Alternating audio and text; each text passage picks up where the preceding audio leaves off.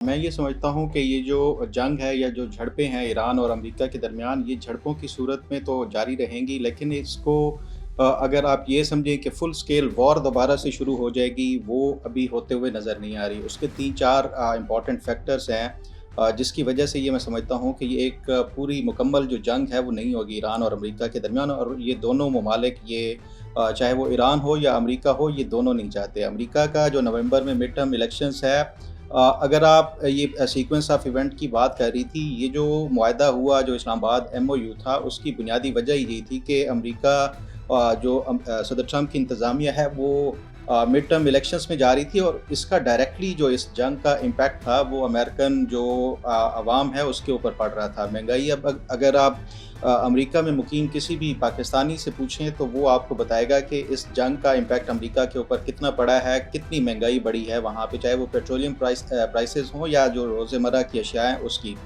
तो ये जो सदर ट्रंप की तरफ से एक ये जो एक इस तरह की जो झड़पें या दोबारा से कुछ आगाज़ किया गया है ये हमलों के हवाले से, इसकी जो बुनियादी वजह है, ये मैं समझता हूँ कि ये जो नेक्स्ट राउंड ऑफ जो टॉक्स होंगी, जब भी होंगी, उसके लिए एक स्ट्रेटेजिक बर्तरी हासिल करने के लिए भी है।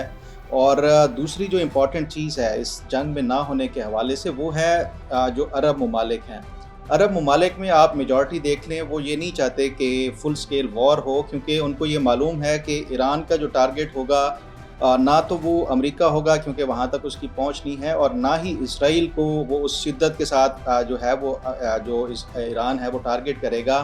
उनका टारगेट ये अरब ममालिक होंगे। तो अरब ममालिक ये जो है अभी भी मैं समझता हूँ कि ये पस पर्दा कोशिशें हैं कि ये किसी न किसी तरीके से दोबारा मुज़ाकरात की मेज़ पर आके बैठें और बातचीत का आगाज़ हो। तो अरब वर्ल्ड भी नहीं चाहेगा। उसके साथ-साथ आप चाइना देख लें या रशिया फैक्टर, ये दोनों वो भी अब इसमें जो मीडिएशन या पस पर्दा इसमें जो है वो इन हो चुके हैं, तो उसकी भी बुनियादी एक वजह है कि उसकी वजह से नहीं होगा। और फिर उसके साथ-साथ ईरान का अपना भी अगर देखा जाए, ये अभी जो रिसेंटली अटैक किए गए हैं ईरान के ऊपर, ख़ास तौर पे ये जो उसके सदर्न पार्ट्स में जो बंदर अब्बास हो उसको लिंक करने वाले जो शाहराएँ हैं, या फिर उसके साथ-साथ जो ब्रिजेस हैं और इवन जो रेलवे जंक्शंस हैं, उनको जो हिट किया जा रहा है, फिर उसके साथ-साथ चाबहार का। तो इसका बुनियादी वजह जो है, ये ईरान भी ये चाहेगा कि उसकी जो कनेक्टिविटी है, ख़ास तौर पे जो रेस्ट ऑफ ईरान को ये जो स्ट्रेट ऑफ हुर्मुज़ के साथ जो कनेक्ट कर रहे हैं, वो अगर डिस्कनेक्ट होती है तो यहाँ पे इनका नेवल जो है हेडक्वार्टर है आईआरजीसी का। तो ये इनके लिए भी पॉसिबल नहीं होगा लॉन्ग टर्म के लिए, इस तरह जो है वो जंग को सस्टेन करने के लिए। तो ये मैं समझता हूँ कि जो पॉजिटिव चीज़ हो रही है सामने, वो दोनों साइड से जो धमकियाँ आ रही हैं उसमें कंडीशनल थ्रेट्स हैं। चाहे वो आप ईरान के ये जो आप बता रही हैं, जो रज़ा आरिफ़ाई का जो बयान है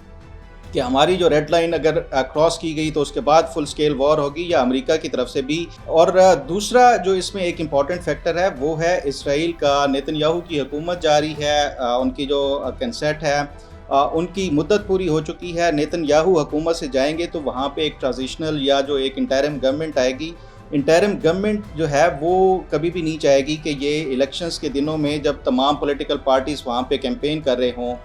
वहाँ जो एक जंग हो और ईरानी जो मिसाइल्स बरसें और ये पूरा जो प्रोसेस है वो हॉल्ट हो जाए। तो इस वजह से ये मैं समझता हूँ ये कुछ ऐसे फैक्टर्स हैं जिसकी बुनियाद के ऊपर ये एक फुल स्केल वॉर नहीं होगी। लेकिन क्या ये दो फ़रीक़ैन जो हैं वो मुज़ाकरात की मेज़ पर बैठेंगे या नहीं बैठेंगे, इस पे मैं समझता हूँ कि जो ट्रंप की तरफ से अभी जो हिकमत अमली सामने आ रही है, उन्होंने थोड़ी सी हिकमत अमली तब्दील की है। जो अमेरिका की तरफ से देखें या सेंट्रल कमांड की तरफ से, जो सेंटकॉम है उसकी तरफ से, पहले ये था कि जो स्ट्रेट ऑफ हुर्मुज़ था उसको डायरेक्टली अटैक किया जा रहा था। वहाँ पे जो ईरान के जो स्पीड बोट्स थे उनको हिट किया जाता था। उसके साथ साथ वहाँ पे जो कोई करीब जो उनकी बेसेस या वहाँ पे आईआरजीसी की थी उनको अटैक किया जाता था। उससे इतना जो है वो स्ट्रेट ऑफ हुर्मुज़ के ऊपर ईरान का कंट्रोल जो है वो मैं समझता हूँ कमज़ोर नहीं हुआ, और ईरान जो है वो उसको रिकंसाइल कर लेता था। अब जो इनकी तरफ से स्ट्रेटजी तब्दील की गई है वो यही है कि जो मैंने अभी बताया आपको, जो इनको कनेक्टिंग जो बंदर अब्बास और उसके साथ साथ चाबहार की, जो कि स्ट्रेट ऑफ हुर्मुज़ को ये इनके साथ कर रहे हैं, और इनके जो नेवल हेडक्वार्टर को लिंक करने वाली, तो मेन इनका इंफ्रास्ट्रक्चर और जो मेन इनकी जो सप्लाई लाइन है, अगर उसको ये तबाह कर रहे हैं तो इसका मतलब यही है कि ये ईरान को ज़्यादा से ज़्यादा डैमेज करके ये मुज़ाकरात की मेज़ पर लाना चाहते हैं, ताकि जो नेक्स्ट राउंड होगा उसमें जिस तरह पहले जो मुज़ाकरात थे उसमें ईरान की तरफ से जो पलड़ा था वो भारी था। तो تو اب یہ ایک میں جو اسٹریٹجک میں سمجھتا ہوں کہ اس کی وجہ سے یہ زیادہ مین اس کا جو ہے وہ ایلیمنٹ اس کا جو ہے وہ زیادہ ہے، بجائے اس کے کہ یہ فل سکیل وار کی طرف اس لیے جا رہے ہیں کہ ٹرمپ کے پاس کوئی بیانیہ نہیں ہے جو الیکشنز کے لیے. یہ میں نہیں سمجھتا کہ یہ کوئی چیز ہے، کیونکہ اگر آپ جے ڈی وینس کا ابھی 1-2 دن پہلے کا انٹرویو دیکھیں، وہ ابھی تک وہ ایران معاہدے جو اسلام آباد ایم او یو ہے اس کو ڈیفینڈ کر رہے ہیں، اور اس کا جو ہے وہ مورد الزام بھی اسرائیل کے جو کچھ لوگوں کے حوالے سے وہ ٹھہرایا جا رہا ہے. تو امریکہ میں اس ٹائم جو الیکشنز ہیں وہ اس الیکشن کی کیمپین میں اس جنگ کے بیگیج کے ساتھ نہیں جانا چاہتے، اور اس مہنگائی اور یہ جو انسرٹینٹی ہے اس کے ساتھ نہیں جانا چاہتے. اس سے پہلے یہ ایک تھوڑا سا پریشر اور بڑھا کے ایران کے اوپر یہ جو نیکسٹ راؤنڈ آف ٹاک ہے وہ اس کے لیے یہ تیاریاں جو ہے وہ میں سمجھتا ہوں کی ہے. جو حکومت کی طرف سے بتایا گیا ہے اور جو انٹینشن انہوں نے ظاہر کی ہے کہ یہ جو ڈیلی بیسس کے اوپر پرائسز سیٹ کرنی ہے، اس کی انٹینشن کا اگر دیکھا جائے تو یہ پرائس میکنزم جو انفراسٹرکچر یہ اس طرح کا جو ہے یہ دنیا بھر میں ہوتا ہے، لیکن کیا پاکستان میں یہ سارا جو ہے یہ مارکیٹ سٹرکچر کو اگر دیکھا جائے تو یہ موجود ہے یا نہیں ہے؟ اگر ہم پیٹرول پمپس کے حوالے سے دیکھیں یا اوور آل پاکستان کی مارکیٹ کے حوالے سے دیکھیں تو پاکستان کی جو میجورٹی ہے مارکیٹ کی وہ جو ہے وہ ڈاکیومنٹڈ نہیں ہے. آپ چاہے پیٹرولیم سیکٹر بھی لے لیں، وہاں پہ جو ذخیرہ اندوزی کے حوالے سے ہمیشہ سے شکایات آتی ہیں، مصنوعی قلت پیدا کر لی جاتی ہے جب پیٹرولیم مصنوعات کی قیمتیں بڑھنی ہوتی ہیں. تو یہ وہ تمام چیزیں ہیں کہ جس کی وجہ سے یہ اس طرح کا جو میکنزم ڈیلی بیسس کے اوپر وہاں پہ ہو سکتا ہے جہاں پہ ہائیلی ریگولرائز قسم کا جو نظام ہو اور سب کچھ جو ہے وہ ڈیجیٹل طریقے سے مانیٹر ہو رہا ہو، تو اس پہ آپ یہ ڈیلی بیسس کے اوپر پرائسز آپ اس کا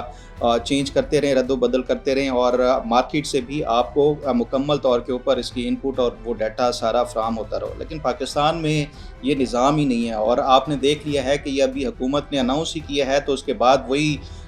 جو ہے وہ جو سپلائرز ہوں، جو ریٹیل مارکیٹ کے ہیں، جو پیٹرول پمپس ہیں یا ذخیرہ اندوز ہو، اس کی شروع سے ہی وہ مخالفت کرنا شروع ہو گئے ہیں. تو اس لیے میں سمجھتا ہوں کہ یہ پاکستان کی جو حکومت ہے ہمیشہ اس طرح کی جو ایک آپ تھیوریٹیکل جو چیزیں تو لے آتے ہیں، لیکن جب تک آپ کا آن گراؤنڈ ہوم ورک مکمل نہ ہو اس سے پہلے یہ اس طرح کی پالیسیز امپلیمنٹ کرنا وہ حکومت کے لیے کبھی بھی کامیاب ہم ماضی میں بھی دیکھیں تو وہ ثابت نہیں ہوتی. تو پہلے آپ اپنی مارکیٹ کو جو ہے وہ ڈیجیٹائز کر رہے ہیں، آپ وہاں پہ جو ڈاکیومنٹڈ اکانومی کر رہے ہیں، اس کے بعد یہ اس طرح کا جو نظام ہے وہ ہوتا تو زیادہ بہتر ہوتا. جہاں تک حکومت یہ کہہ رہی ہے کہ جو پیٹرولیم پرائسز ڈیلی کی بنیاد کے اوپر ہم اس وجہ سے کر رہے ہیں کہ اس کا فوری طور کے اوپر عوام کو ریلیف ملے گا جب قیمتیں کم ہوں گی، تو یہ جو ہے وہ حکومت کا میں سمجھتا ہوں صرف ایک ہی جو پوائنٹ ہے اس کی وجہ سے جو فائدہ ہو سکتا ہے. لیکن کیا اس سے کوئی مہنگائی کم ہوگی؟ تو مہنگائی کے لیے یہ صرف پیٹرولیم مصنوعات نہیں ہے، اس کے علاوہ بھی دیگر فیکٹرز ہیں، تو اس کی وجہ سے میں سمجھتا ہوں کہ مہنگائی تو کم نہیں ہوگی، لیکن ڈیلی بیسس کے اوپر قیمتیں اگر مارکیٹ میں کم ہوئی صرف وہی فائدہ ہو سکتا ہے. ادروائز جو ہے یہ حکومت کی پالیسی ابھی تک جو ہے بظاہر یہ لگتا ہے کہ قابل عمل نہیں ہے، اور ماضی میں بھی ہم نے دیکھا ہے یہ اس طرح کے جو جتنے بھی بڑے بڑے جو گروپس ہوتے ہیں یا کارٹیلز ہوں وہ ہمیشہ کامیاب ہو جاتے ہیں اپنی بات منوانے میں، اور اس میں بھی وہ بظاہر یہی لگتا ہے کہ یہ حکومت جو ہے وہ اپنی پالیسی کو مکمل طور پہ عمل درآمد نہیں کر سکے گی.